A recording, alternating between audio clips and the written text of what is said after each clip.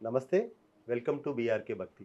ఈరోజు మనతో పాటు ఉన్నారు ప్రముఖ ఆధ్యాత్మికవేత్త, ప్రముఖ జ్యోతిష వాస్తు పండితులు బ్రహ్మశ్రీ వీరాపురం సుబ్రహ్మణ్య స్వామి గురువుగారు ఉన్నారు.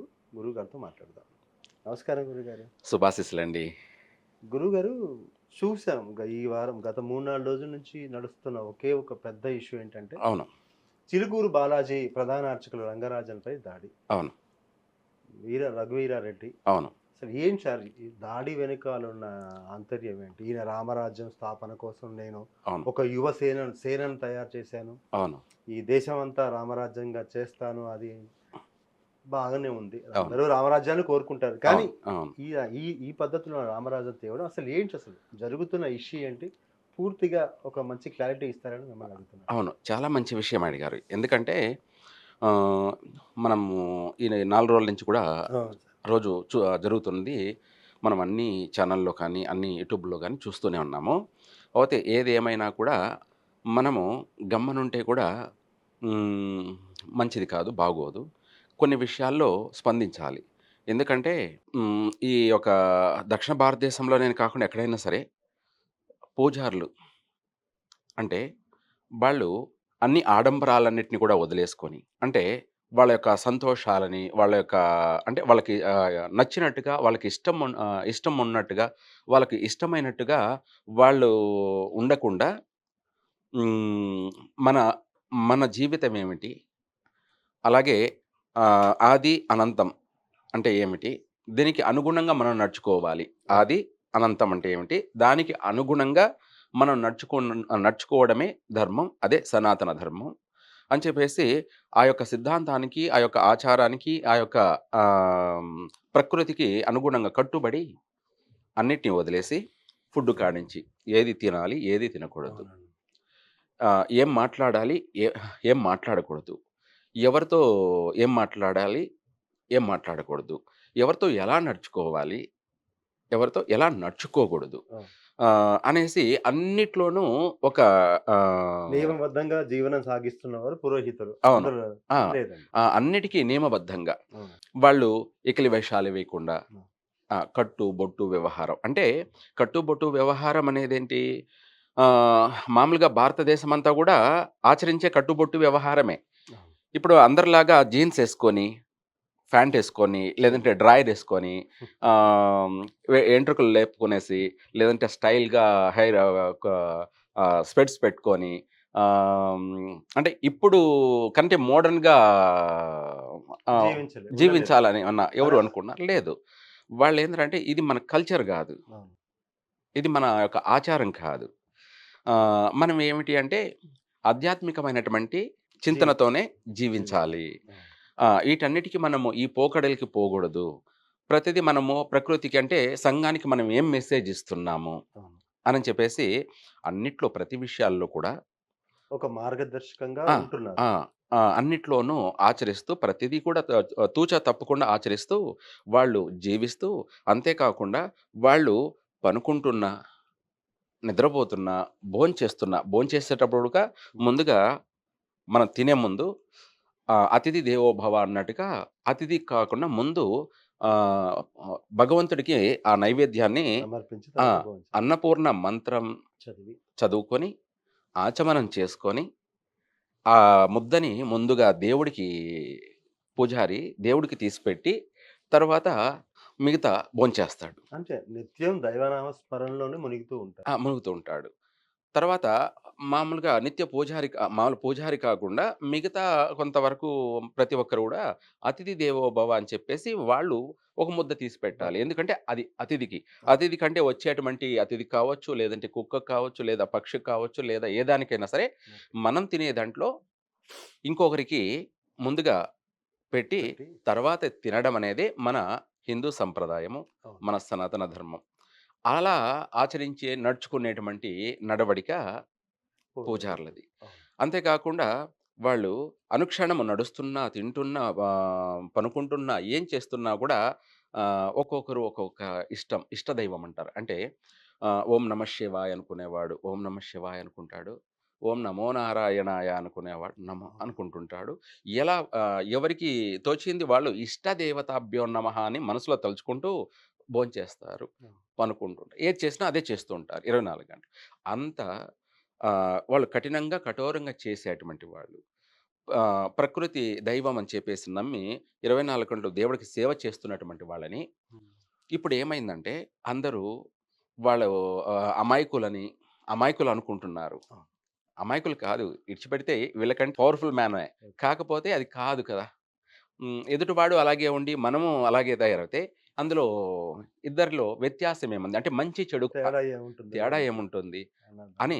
దాన్ని అర్థం చేసుకొని నడుచుకొని పోతున్నాడే తప్ప, ఎదుటివాడు ప్రవర్తించే దానికంటే డిఫరెంట్‌గా భిన్నంగా ఉంటుంది ఆలోచన చేస్తే. ఎగ్జాక్ట్‌లీ. భయంకరంగా ఉంటుంది. తట్టుకోలేరు ఎవరు కూడా. పూజారిని తక్కువ అంచనా ఎయకూడదు. రైట్. ఎందుకంటే తనకు సర్వశక్తులుడక ఉన్నాయన్నమాట. అవును. దైవానుగ్రహం అనేది ఆహ్, దైవం ఒక ఈళ్ళ పక్షానే ఉన్నాడు. ఎవరి పక్షాన? ఉంటాడండి. పూజారుల ఎందుకంటే పక్షానే ఉన్నాడు. భక్తులకు, అవును. భగవంతుడికి అనుసంధానకర్తగా ఉన్నవాడు ఆయన కాబట్టి, అవును. నిత్య జపంతో ఉంటారు కాబట్టి వాళ్ళకి అవును. కంపల్సరీ శక్తి ఏం ఉంటుంది. చేయాలన్నా చేయగల సమర్థుడే. ఉంటారు. కానీ అలాంటివి వాటికి ఆలోచించడు వీలైనంత వరకు.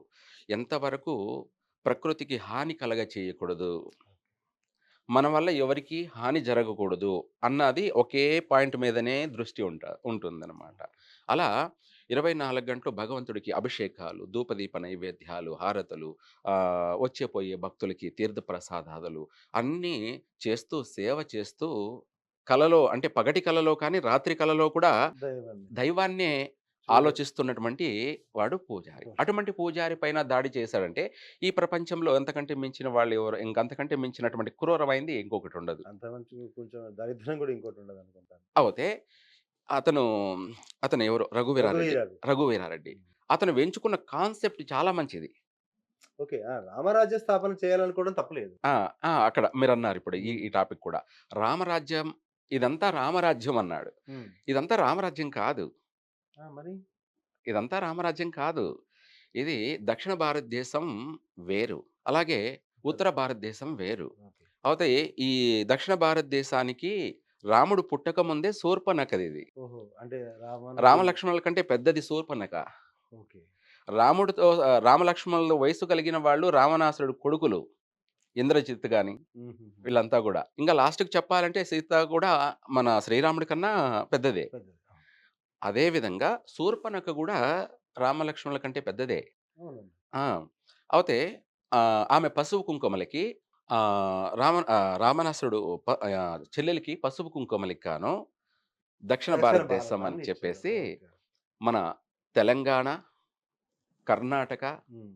ఆంధ్రప్రదేశ్, తమిళనాడు, ఓకే. దక్షిణ భారతదేశం కేరళ ఓకే. ఇవి అన్నిటిని కలిపి దక్షిణ భారతదేశం కింద శూర్పణఖకి పసుపు చెల్లెలికి పసుపు కుంకుమలకి, పసుపు బొట్టుకి ఇచ్చినటువంటి రాజు. భూమిది. ఓహ్! మన వాళ్ళేమో తెలంగాణ వాళ్ళేమో ఆహ్, హ్మ్, ఆహ్, ఆహ్, త తమిళనాడు వాళ్ళు రాక్షసులంటారు. అందరూ వాళ్ళే అట్లంటే. ఓకే. కానీ ఎవరు రాక్షసులు కాదు. ఓకే. అందరూ వాళ్ళు మహాపండితులు. ఎవరు?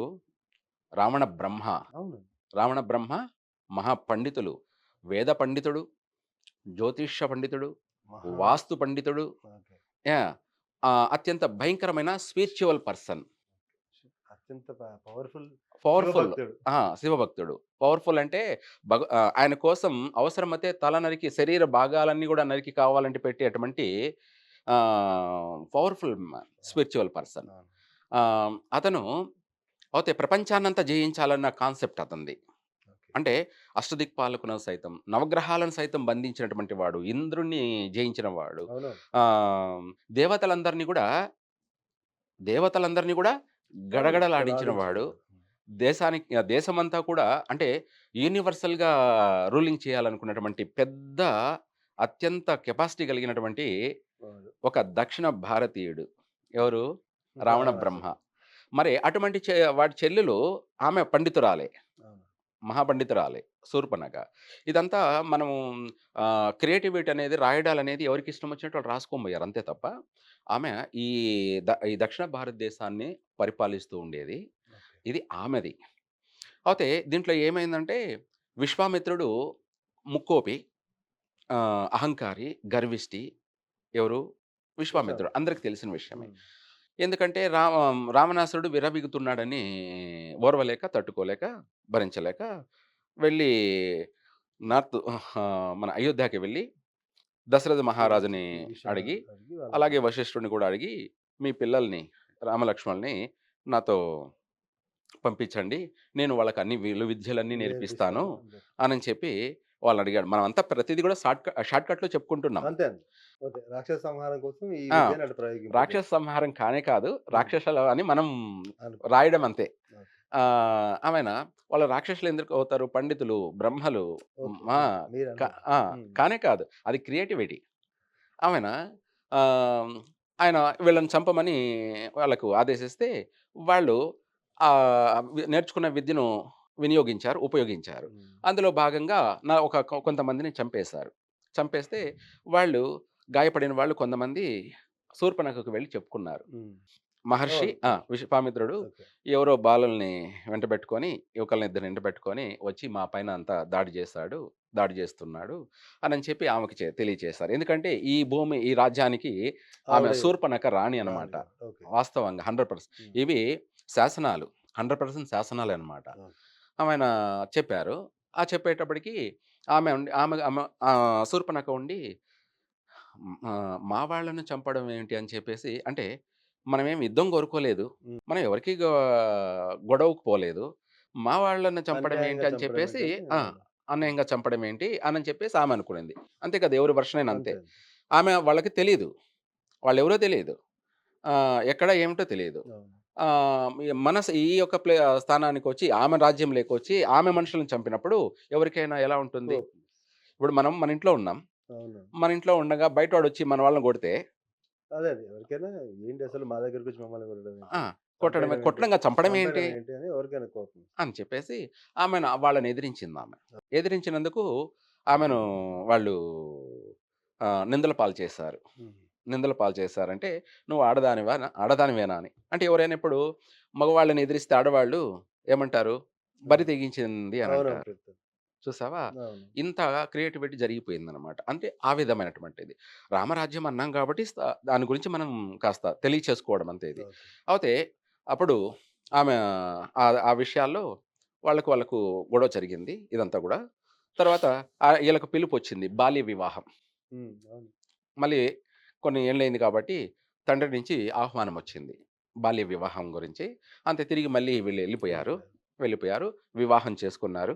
వివాహమైన తర్వాత మళ్ళీ వాళ్ళ కుటుంబంలో వాళ్ళ కుటుంబంలో మనస్పర్ధలొచ్చాయి. వాళ్ళ కుటుంబంలో మనస్పర్ధలొచ్చాయంటే ఆహ్, భరతుడికే రాజ్యం కావాలని చెప్పేసి వాళ్ళమ్మ.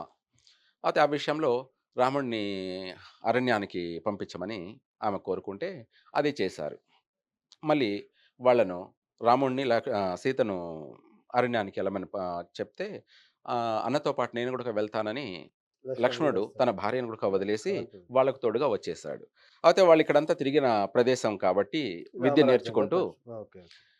విద్య నేర్చుకుంటూ ఈ ప్రాంతమంతా తిరిగారు కాబట్టి, మన దక్షిణ ప్రాంతం గూడా వచ్చి తిరిగారు గాబట్టి, ఆ దక్షిణ ప్రాంతం కూడా ఏంటి? కర్ణాటక, అదే. తెలంగాణ, అవును. రాయలసీమ ఈ ప్రాంతంలోనే ఇదంతా జరిగింది కూడా. ఓకే. ఎక్కడో తమిళనాడు దాకా లేదు. ఎందుకంటే ఆంజనేయ స్వామి తిరుమలలో జన్మించాడు. జాంబవంతుడు గాని, సుగ్రీవుడు గాని, వాలి కానీ, వానర సేనంతా కూడాను కర్ణాటక కిష్కింధాకాండ. ఓకే.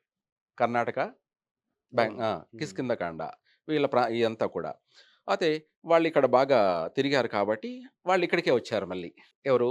లక్ష్మణుడు, హ్మ్. రాముడు, సీత. రామలక్ష్మణ్. అవును. వాళ్ళు రాగానే వాళ్ళొచ్చేసి ఒక కుటీరం ఏర్పాటు చేసుకొని ఇక్కడున్నారు. అయితే ఆ విషయం శూర్పణఖకు హ్మ్. తెలియచేశారు. అప్పుడు ఆమొచ్చేసి, మా వాళ్ళని చంపిపోయారు గదా! అని చెప్పి ఆమె వాళ్ళను ప్రశ్నించడానికి వాళ్ళతో గొడవ పడ్డానికొచ్చింది. హ్మ్. అయితే ఆ విషయంలో ఏం చేశారంటే వీళ్ళు వాళ్ళని ప్రేమించిందని అవును. ముక్కు కోసాడని ఆ! వెళ్ళిపోయి చెప్పుకోవడం. ఎందుకంటే వాళ్ళకంటే చాలా పెద్దది పెద్దది. ఓకే. శూర్పణఖ. హ్మ్. వాళ్ళని ప్రేమించాల్సిన అవసరం లేదామెకి. ఆమెకి ఆల్రెడీ అదే. పెళ్లి. మ్యారీడ్. అంటే భర్త, పిల్లలు, ఓకే. శూర్పణఖ. హ్మ్. ఇవన్నీ ఎవరు రాయలేదు ఎవరు కథలో. ఎవరు రాయలేదండి. రాయలేదనమాట. అదే. ఆవిడని వదిలి ఆ! తను కావాలని అనడం, హ్మ్. నేను కాదు మా అన్న తమ్ముడి దగ్గరికెళ్ళమని చెప్పడం, ఆయన అవును. ముక్కు చెవులు కోయడం, అవును. వెళ్లి రావణాసురుడికి పోయి ఇదంతా సినిమా చెప్పడం. క్రియేటివిటీ. ఓకే. అదే గాకుండా కథలో గూడా క్రియేటివిటీ ఉన్నాయి. హ్మ్. పక్కన పెట్టేస్తే అంతా గూడా రాముడి చరిత్ర నిజం. అన్ని శాసనమే కానీ ఇందులో ఎవరికి నచ్చినట్టు వాళ్ళు రాసుకోవడం అనేది ఓహ్! తప్పనమాట. ఓకే. అదే ఆహ్, చివరికి అది రామరాజ్యం అనే దానికి ఆ! రాముడు ఇలా వచ్చాడు కరెక్టే. వచ్చాడు. హ్మ్. వచ్చిన తర్వాత ఆయన ఈ యొక్క విషయాల్లో ఇదంతా కూడా రామరాజ్యం చేయాలనుకున్నది విశ్వామిత్రుడు.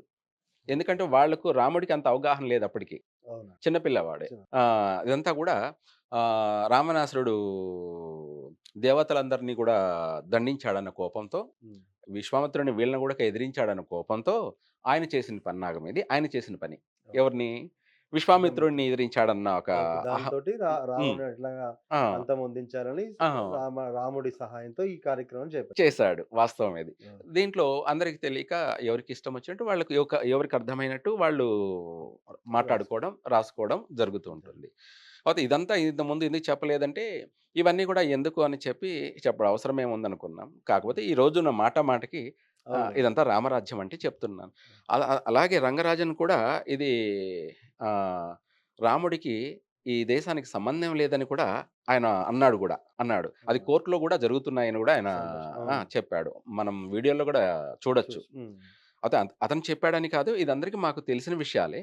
కాకపోతే ఇవన్నీ గూడా మాట్లాడేంత అవసరమేముంది అని పట్టించుకోవడం ఆ! లేదనమాట. కానీ ఏదేమైనా ఇలా ఈ సంఘటన సంఘటన జరగడంతో ఇవన్నీ బయటికి రావడం. బయటకొచ్చి హ్మ్. తను రామరాజ్యాన్ని స్థాపిస్తానని రఘువీరారెడ్డి అనడం.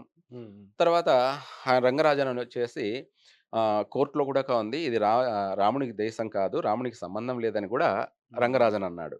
ఈ విషయం మాకు అందరికీ తెలిసిన విషయం చాలా మందికి. అనుభవం ఉన్న వాళ్ళకి కొంతమందికి పెద్దలకి అందరికీ తెలుసు కానీ, ఇప్పుడు జనరేషన్‌కి తెలీదుగా. అందువల్ల ఆ విషయం గూడా మనం తెలియచేసుకోవడం వాస్తవంగా. అప్పుడు ఏమైందంటే ఆమెను ఎదిరించడం వల్ల ఆమె పైన దాడి చేశారు. ఎవరు? ఓకే. రాముడు, లక్ష్మణుడు ఇద్దరు హ్మ్. గూడా. లక్ష్మణుడే దాడి చేశాడని చెప్పడం. ఎవరైనా కూడా స్త్రీల పైన దాడి చేయరుగా. అవును. ఇదొకటి. అయితే ఆ దాడి చేయడంలో ఆమె గాయపడి వెళ్ళి వాళ్ళ ఆ! తనకి చెప్పి లంకకి వెళ్ళి వాళ్ళ అన్నకి మొరపెట్టుకునింది. మొరపెట్టుకుంటే అప్పుడు వాళ్ళన్న చెల్లెల్ని కోపం అంతే కదా! ఎవరైనా గాని అవును. తన ఆడబిడ్డని పైన దాడి చేస్తే ఎవడైనా కొడితే ఊరుకోరు ఆడపిల్లని ఎవరు ఊరుకోరు. ఏమవుతుంది? ఒప్పుకోరు ఎవరు కూడా. దానికి వాళ్ళు చవడానికైనా రెడీ, చంపడానికైనా రెడీనే. అవును.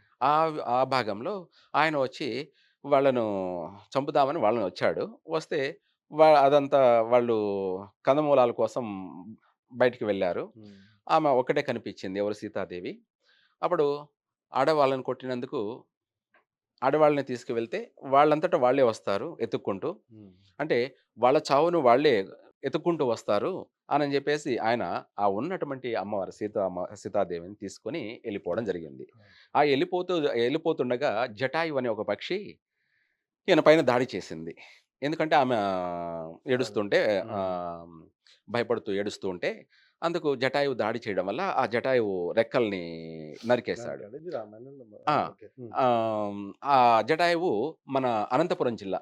మనం బెంగుళూరుకు పోయేటప్పుడు హైదరాబాద్ నుంచి అవునవును. ఒక ప్రదేశం. కర్నూలు, అనంతపురం దాటిన తర్వాత పోయే మార్గ మధ్యంలోనే హిందూపురానికి టర్న్ అయ్యేటప్పుడు అక్కడ ఉంటుంది. లేపాక్షి. అవును. అక్కడ పక్షి పడిపోయి అది మొరపెట్టుకుంటోంది. అంటే బాధపడుతూ ఉంది. అప్పుడు రామలక్ష్మణులు సీతాదేవిని అక్కడ కుటీరం లేకపోతే ఎతుక్కుంటూ వస్తున్నారు. వస్తుంటే అక్కడ పక్షి పడి అది అరుస్తూ ఉంది. ఆవిడ చూసి అయ్యో! దీని పైన ఎవరో దాడి చేశారు. అది చాలా పెద్ద పక్షి. అవును. దాడి చేశారు అని చెప్పి చూసి ఆ పక్షిని ఆయన దువ్వుతూ తల మీద నుంచి ఇలా శ్రీరాముడు దువ్వుతూ లే పక్షి అని అంతే. చెప్పేసి దాన్ని పక్షి కాబట్టి లేపక్షి అని చెప్పి లేపాక్షి ఆయన అది దువ్వాడు. రాను లేపాక్షికి మారిందని. దువ్వగానే దాన్ని మళ్ళీ రెక్కలు వచ్చి హ్మ్. లేయడం వల్ల లేపాక్షి. ఆ పేరు లే లేపాక్షి. దానికి మనం చెప్పే దాంట్లో కూడా ఎగ్జాంపుల్ కరెక్ట్‌గా రీజన్ ఉంటుందన్నమాట అందులో. అక్కడ ఆ పక్షి వచ్చి లేచి రాముడు తీసుకుపోయినటువంటి జాడని ఆనవాళ్ళని చూపిస్తాను. మీరు నన్ను హ్మ్. వెంబడించమని తెలియచేస్తే, అక్కడ ఆ లేపాక్షి అనేది అంతకుముందు ఎప్పటినుంచో ఉన్నటువంటి విరూపాక్ష దేవాలయం. అవును. అది అంతకుముందు అంటే రాముడు పుట్టకముందు నుంచే ఎప్పటినుంచో ఇంకా అంతకుముందు వేల సంవత్సరాల నుంచి హ్మ్. ఉన్నటువంటి విరూపాక్ష విరూపాక్ష దేవాలయం. దేవి. దాన్ని కాస్త రాముడు రావడంతోటి ఆ ప్రాంతానికి లేపాక్షిగా మారిపోయింది ఈ పక్షి వల్ల. ఓకే. అలా ఆ పక్షిని ఈళ్ళు వెంబడించబోతే తిరుమల కొండల్లోకొచ్చారు. అంటే ఇంగ అనంతపురం నుంచి తిరుమల కొండలే వస్తాయి. హ్మ్. అక్కడికి రాగానే ఒక వాళ్ళు సేద తీరడానికి ఒక గృహ దగ్గర కూర్చున్నారు. ఎవరు? రామలక్ష్మణులు. కూర్చోగానే అక్కడ ఆంజనేయ స్వామి తపస్సు చేసుకుంటూ ఉన్నాడు. అదే అంజనాద్రి కొండ. అక్కడ జన్మించినటువంటి ఆయన జన్మస్థలం అది. ఓకే. అక్కడ కూర్చొని తపస్సు చేసుకుంటూ ఉన్నాడు. అంటే ఆయన శాపగ్రస్తుడై ఎవరు?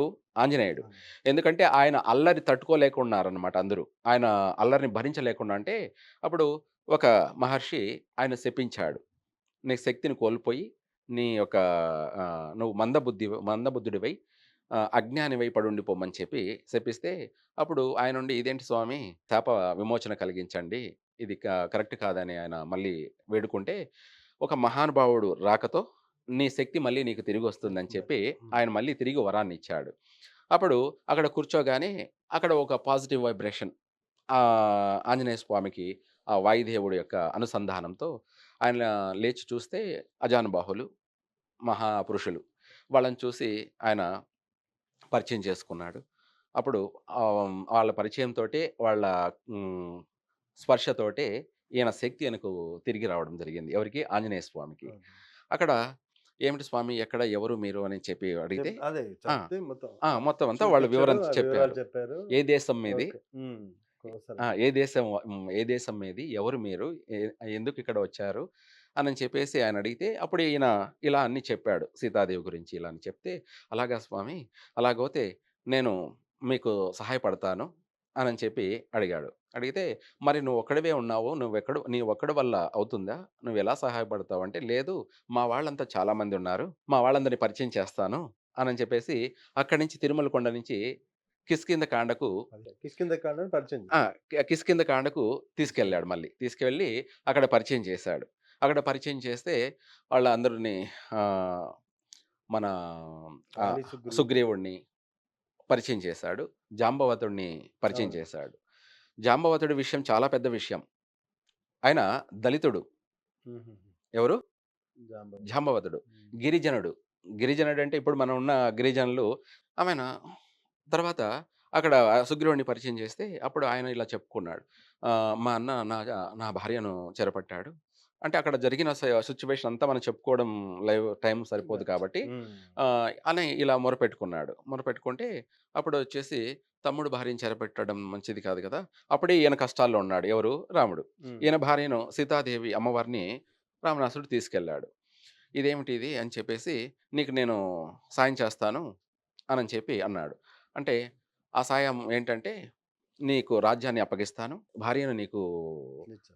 అప్పగిస్తాను" అనని చెప్పాడు. అప్పుడు ఆయన సంతోషపడి, "అలాగే స్వామి మీరు మాకు ఈ సాయం చేశారంటే మీ జీవితాంతం మేము రుణపడి ఉంటాము" అన్నారు. అవును. ఎందుకు వాళ్ళు ఈయన సహాయం కోరాల్సిందొచ్చింది అంటే, ఈయన కష్టాల్లో ఉన్నాడు. అవును. ఆయన కష్టం. వాళ్ళు కష్టాల్లోనే ఉన్నారు. ఓకే.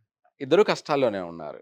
ఆహ్, అలాగే ఈళ్ళకి కావాల్సిందదే, ఈయనకు కావాల్సిందదే. అప్పుడు వాలిని చంపడానికి ఈళ్ళు సన్నాహాలు రెడీ చేసుకొని చంపేస్తారు. అయిపోయి. ఆయన మహావీరుడు. ఎవరు? వాలి. అవును. వాలి. ఎందుకంటే సూర్యుని యొక్క వరప్రసాదకుడు. అలాగే సూర్యశక్తి ఈయనకుంది. ఎవరికి? వాలికి. వాలికి. అలాగే వాలి ఎదురుగా ఎవరు పోరాడినా వాలి ఎదుటి వాళ్ళు ఎదురుగా ఎవరు పోతారో వాళ్ళ వాళ్ళు శక్తి అంతా గూడా ఈయనకొచ్చేస్తుంది. మనము మనలో ఉన్న సంపూర్ణ శక్తి అంతా గూడా అవును. ఆయనకెళ్ళిపోతుంది. అప్పుడు మనం ఏం చేయలేం. ఒక చెరుకుగడ నోట్లేసుకొని నవిలి అవును. పిప్పిని ఊ ఇంజనీర్స్. ఊసి పారేసినట్టుగా వాడి శక్తి అంతా గూడా వాళ్ళకెళ్ళిపోతుంది. ఇంగ యుద్ధం జేయాల్సిన అవసరమే లేదు. అలాంటి యొక్క ప్రమాదం ఉంది. ఆయనకెదురు బోయి చేయడానికి లేదు. అందుకే దొంగచాటుగా చెట్టు చాటున వాళ్ళని చంపేస్తారు. నక్కి అలాగే ఇద్దరు గూడా ఒకే కవల పిల్లలు కాబట్టి ఇద్దరు కవల పిల్లలు. అంటే ట్విన్స్ కాబట్టి. హ్మ్. ఇద్దరు ఒకే సమయానికి పుట్టినటువంటి వాళ్ళే. కాపోతే అందులో వచ్చేసి ఈడేమైందంటే ఒకే రూపం ఉండడం వల్ల ఏం చేయలేకపోయారు. సుగ్రీవుడిని దారుణంగా సుగ్రీవుడి పైన దాడి చేశాడు వాలి. ఇంకొకసారి ఇటు కనిపించావంటే నిన్ను చంపేస్తాను అని చెప్పి ఆయన వార్నింగ్ ఇచ్చాడు. అప్పుడు ఆహ్, బతుకు జీవుడా అని ఆయన మళ్ళీ రాముడి దగ్గరికొచ్చి, "ఏంటి స్వామి నువ్వు చంపుతానని చెప్పి నన్నే చంపించేటలా ఉన్నావు" అనని చెప్తే, "లేదు మీ ఇద్దరు ఒకలాగా ఉండడం వల్ల నేను కొట్టలేకపోయారు. చేయలేకపోయాను. దాడి చేయలేకపోయాను. ఒకవేళ దాడి చేస్తే నీకు మాటిచ్చినందుకు నిన్నే చంపేస్తే ఏమవుతుంది? నేను చేసిన మాట వృధా అయిపోతుంది గదా! కాదు. అందుకనేసి నేను చేయలేకపోయాను. ఇప్పుడు మళ్ళీ యుద్ధానికి వెళ్ళని చెప్పి ఆయనకొక గుర్తుగా పూలమాలను వేసి పంపిస్తారు. పూలమాల మెడలో ఉంటే సుగ్రీవుడని. పూలమాల లేనివాడు అదే. వాలి అని. మళ్ళీ జరిగింది. వెళ్ళి ఆమెన వాళ్ళ అన్నను యుద్ధానికి రమ్మని పిలుస్తాడు. పిలిస్తే వాళ్ళందరూ అంగజుడు గాని, అంటే వాలి కొడుకు కానీ, భార్య అందరూ కానీ ఇప్పుడే దెబ్బలు తినిపోయాడు. మళ్ళీ యుద్ధానికి ఆహ్వానిస్తున్నాడంటే ఇందులో ఏదో కుట్ర ఉంది. ఇందులో ఏదో కుట్ర ఉంది అంటే ఏమిటి అంటే అప్పుడు అంగద్ చెప్తాడు. ఉత్తర భారతదేశం నుంచి రామలక్ష్మణులంట వచ్చారు.